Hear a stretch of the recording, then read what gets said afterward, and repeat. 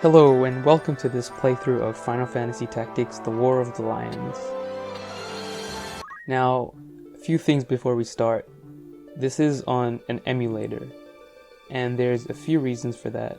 First of all, the main reason I'm playing it on an emulator is because the PSP version of the game, which I think is the better version overall, has an animation problem. So certain animations were slowed down for whatever reason, and some of the fans made a patch for it which fixed it. And you would think that, if it's just a matter of patching it, why didn't Square Enix just fix it? Well, thing is, it's most likely an intentional thing. I don't know why they would slow it down, but that's just what they chose to do. So that's why I'm playing it on an emulator, because I wanted to patch the game and make sure that it runs properly. It would be much easier for me to play and for you to watch. As far as I know, you could patch the physical copy, but I actually have a PS Vita and you'd have to use a digital copy of the game there, and I'm not really sure if you can patch it, or even if you could, you might have to homebrew it, and I don't really want to touch my Vita or hack it or anything like that. So yeah, the best option was just to play it on an emulator. So I guess for anyone who might not know, Final Fantasy Tactics is a strategy RPG. If you know Fire Emblem or stuff like that, it's kind of similar to those games, but it has its own differences and unique playstyle. It was a spin-off of the Final Fantasy series, came out on the heels of Final Fantasy VII, so I guess it was kind of overshadowed because of that, but it's still a pretty solid tactical RPG. It's one of my favorite games. I love playing it. I've only played through the whole story once, twice really, but yeah, it's a really fun game, and it has a pretty decent story as well. So yeah, this is just going to be a pretty normal playthrough. I won't be doing 100% because I don't know everything that's in this game. However, I will be going for some of those secret characters. Now, I'm not going to spoil who they are, but there's some really cool characters that you could unlock in this game and use for the whole story. Well, after you get them, that is. So yeah, we'll definitely be getting those. But yeah, other than that, it's just going to be a normal playthrough to showcase the gameplay and story and just, I guess, introduce it to more people. That'd be great if I could do that. So yeah, now they want my name and date of birth. So this is going to be the name of the character now. His name is Ramza, so I'm just going to leave it like that. Now the date of birth, you input a real date and it gets transferred into this in-game sort of calendar. So the in-game calendar uses the zodiac symbols as a sort of months, and it also has about 30 days, as you can see. Yeah, so they have about 31 days as well. So the reason for this is there's a system called the zodiac system. So every single character in the game has an alignment to a certain zodiac. So let's say it's Aries or Taurus or whatever. And the different zodiacs have sort of relationships with other ones. Now, I'm not really familiar, but let's just say Gemini and Taurus are sort of linked. That would mean that in battle, someone who's Gemini would have a special interaction with someone with Taurus. That could mean extra damage. Could mean if it's an ally, maybe they heal them for more, something like that. It's a pretty interesting idea, but to tell the truth, it wasn't really used to its full potential. Some people who played through the game probably didn't even know about it, and even if you do know about it, there's really no reason to sort of use it, because the game isn't that difficult. It doesn't force you to use this system or take advantage of it. You definitely could, and if you're doing a fully optimized run or something like that, then yeah, this would definitely come in handy if you're trying to get maximum output, but we're not going to be doing that. And yeah, it's just kind of pointless. Oh, that actually had 32 days in the month. But yeah, if it was more of a useful system, then maybe I guess I'd pick something useful, like maybe Virgo could have been useful, but since it doesn't really matter, we'll just stick with whatever, Gemini 11. Alright, sorry that went into a lot of detail there, but yeah, there's a lot of stuff in this game. And now it's a cutscene and I'll shut up.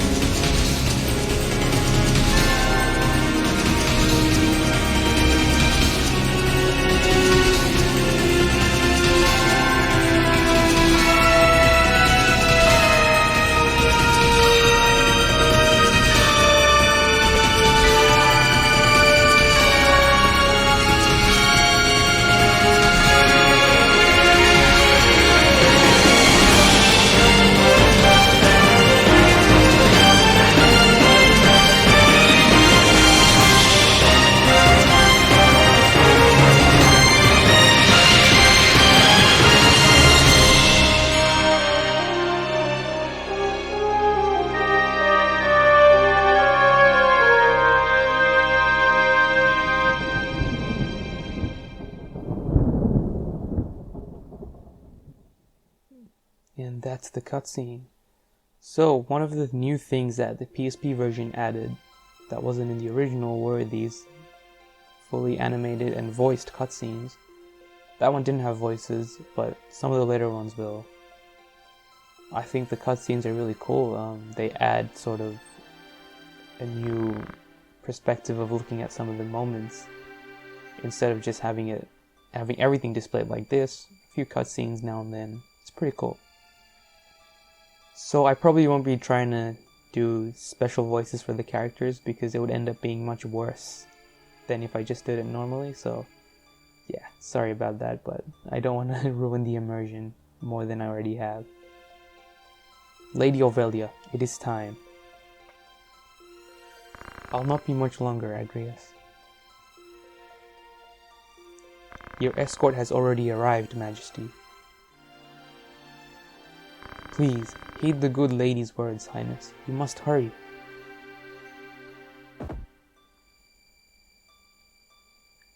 Still in here, are you? It's been the better part of an hour. Gafgarian, you forget yourself, sir. You are in the presence of the princess. Mayhap bowed heads would less offend. You would do well to waste less time on idle pleasantries. I see even the noble order of the northern sky cannot rid itself of vulgar knaves. A guard captain in these rain-sodden hinterlands ought not expect chivalry. We are in employ of the order, not of it. Our pay does not cover trite courtesies to the likes of you. Govern your tongue. Pretty intense confrontation right at the start. Enough. Let us be on our way.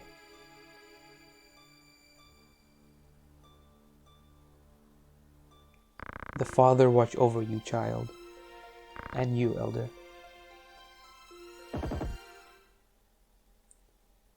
Well, something's going down. Milady, the enemy is upon us. Duke Goltana's men? We are paid for this. Time to earn our keep. What is it, Ramza? You above getting paid to do a job? I'm a knight no longer, just another sellsword. Right then, to battle. Just another sellsword. Deliver us, O Lord. So, now we're gonna be doing the tutorial fight. In this fight, you're only going to have control over Ramza. All the others are AI controlled. I think there'll be some more dialogue here. They bear the crest of the Black Light. Duke Goltana must be mad. Does he mean to start a war? You there, wench. You cannot hope to defeat us. You will surrender the princess. If not, well, I would hate to see anything happen to that pretty face of yours. Smooth. Very smooth. A head-on assault. These swords of Goltana. Blackwits one and all. In that case, we should be able to handle this without you, Gefgarion. Mayhap you could, but there's no money to be made in that. Lad, Ramza, with me. Awesome. Idle walk animations. The sign of a battle begun. Yep, so like I was saying, all the other characters will be controlled by the AI, and you can only control Ramza. Which, you know, this is just a tutorial level, so they're just trying to teach you the controls. Well, controls aren't really important, but trying to teach you how to play, how some of the mechanics works. It's a pretty bare bones tutorial, to be fair. It doesn't really go into much detail regarding anything, and there aren't any text boxes. In fact, if you yeah, so by default the setting is on that hold on. Yeah, this battle prompt setting is on, and this is essentially the tutorial. Every time you click on something, you do an action, it'll give you a description. So yeah, attack, select a target with the cursor, press X to confirm, metal, focus, or select a target, blah blah blah. Yeah, so that's as far as the tutorial really goes. As for more detailed descriptions, you can access a more in-depth manual later on, but for now, this is all you get. And this is all you need. This is like a pretty basic fight. You don't really need to know much of anything. And I mean, to be honest, Agrius and Gefgarion are probably going to carry you anyway. But let's just move forward, and I guess we can do something. Every action you do gives you experience, so it's worth it to, I guess, do something just for some experience. I guess we can focus, which increases physical attack power. Cool, cool. So yeah, at 100 experience points you level up. I guess at higher levels you get less experience. So I guess that's balanced out like that. You also get job points for everything, and well, I guess I'll go into more detail about them when they become relevant, but I guess all you need to know for now is that every character has jobs, and you use job points to unlock abilities. Pretty simple, but we'll talk more about that when it's more relevant. So they have 2 archers, well, they had 3 archers, a chemist, and a knight. So the chemist, I guess they use knives, they don't really do much damage, but they can throw items, so that's pretty useful.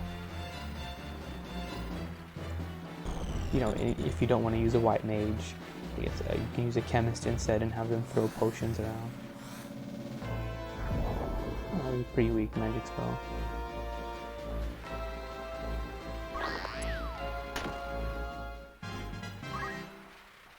Aim +3. Blocked. Gafgarion, yeah, this attack is really good. It's ranged, it does pretty good damage, and it heals 100% of the damage done. Like, that's crazy.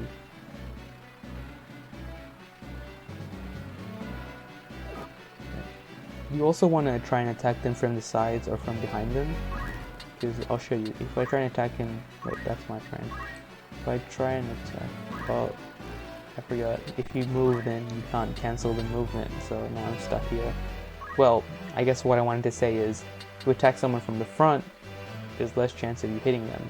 So you should try and attack them from the sides or from behind them. That would be the best if you could do that. But, you know, you're always not going to get that opportunity. Alright, so I guess I might explain some of the stats here. So obviously that's Ramza, that's his name. Squire, that's his class. So like go on this guy, he's a squire as well. Like a knight, holy knight, which is a special class. Gafgarion has a special class too, fell knight, and archer. So that's their class. And now you'll see two stats, bravery and faith. Now these are actually quite important. Bravery sort of measures how good your character is physically, so physical damage, physical defense, that sort of thing. Faith affects the character's magical abilities. So, excuse me, if you have higher faith, you'll do more magic damage, and I guess you'll have more magic resistance as well. Now, these are pretty randomly generated. You can increase bravery and faith over time, you know, so you're not locked into this, but for now, since Ramza has much higher bravery, I'll probably want to go with classes that use physical attacks more than faith-based attacks. So, I mean, if you wanted to, you could make Ramza a white mage. That would be no problem. That's what this game lets you do, you know, you have that customization option available. But then you also want to make use of whatever stats you're given. Suppose you could reset until you got something more similar to what you wanted. One more quick note, and yes, I know this is a lot of descriptions and details, but there's quite a bit to take in. Even further down the playthrough, I'll still be explaining things, but that's part of what I like about this game. So with the bravery and faith, it's actually, you actually don't want them to go too high or low either. So if a character's bravery hits a certain point, and this is characters other than Ramza, because, you know, Ramza can't leave your party, but if a character's bravery gets too low, they'll actually not be able to fight anymore. Essentially, they'll chicken out and leave your party. On the other hand, if a character's faith becomes too high, essentially they'll become too religious and wouldn't want to fight, you know? They'll basically become sort of, adopt the path of Buddha, you know? They'll just want to be living in peace and not bother anyone. So, yeah, you want to keep an eye on that and make sure that your character's faith isn't too high or their bravery isn't too low. Otherwise, someone that you've been building up for a long time might end up leaving the party. I haven't had that happen to me, but yeah, it definitely does happen. Now I'll just focus again, I guess, get some more experience.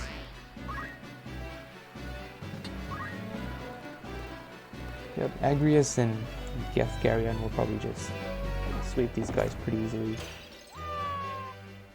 So yeah, pretty basic first level, just so you can get familiar with the layout and the controls and everything. Just fair. I mean, some games have some pretty difficult tutorials. Like, I just finished playing Sekiro a couple days ago, and that had a really intense tutorial. But yeah, sometimes it's nice just to, you know, not do anything and win. If the whole game was like this, now that would be a problem.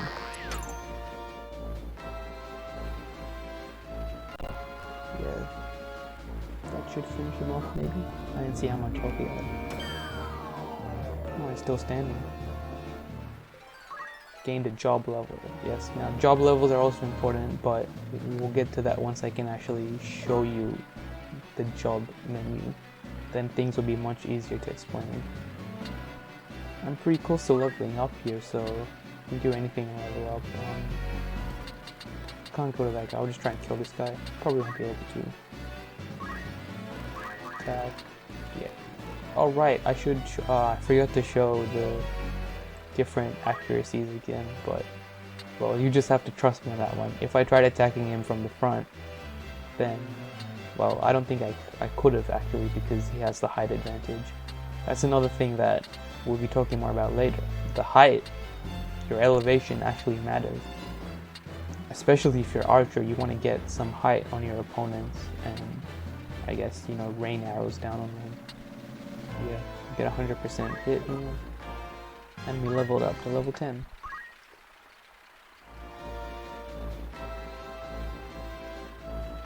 Judgment Blade. It has a chance to stop enemies, but you know, he just died anyway.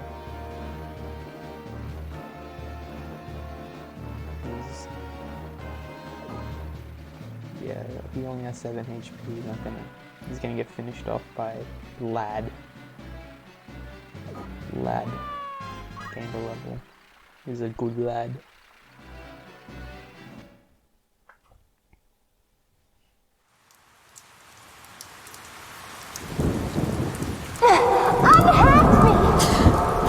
The princess! This way! Be quick! And try making a little less noise. I'll not take orders from you! You've quite a mouth on you, princess.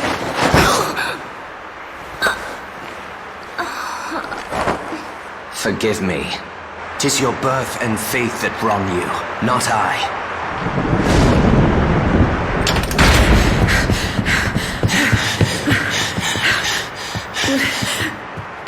Hold there!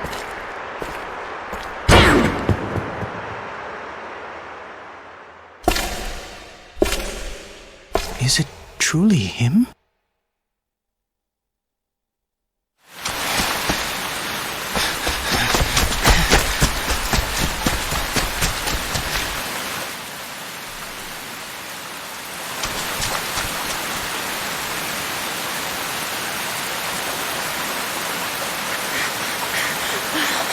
I cannot be! Delita, he lives? But why does he fight under the banner of Duke Goltana?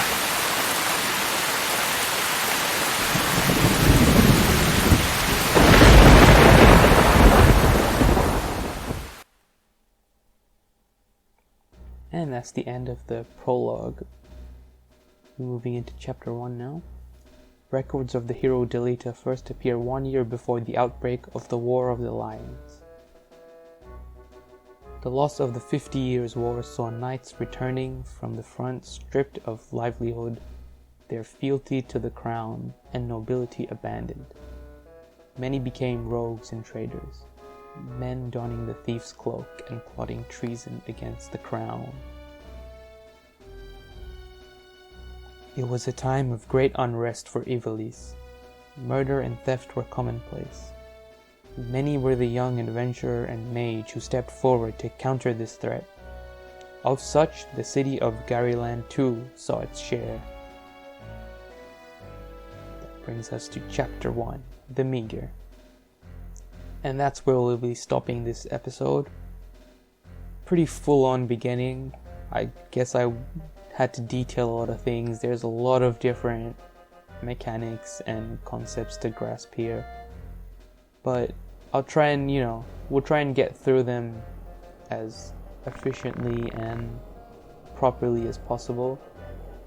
Pretty soon we'll get access to the main menu where we can look over your units and jobs and everything, so once we have that physical thing to look at, it'll be much easier to explain everything, and that's when we'll talk about the job system and all that. And I'll definitely promise though there's going to be much more gameplay from now on. I know this one was mostly just cutscenes and talking, and the little gameplay there was just really boring to watch, but from now on there will be a lot more gameplay. But that's it for this episode, and thanks for watching.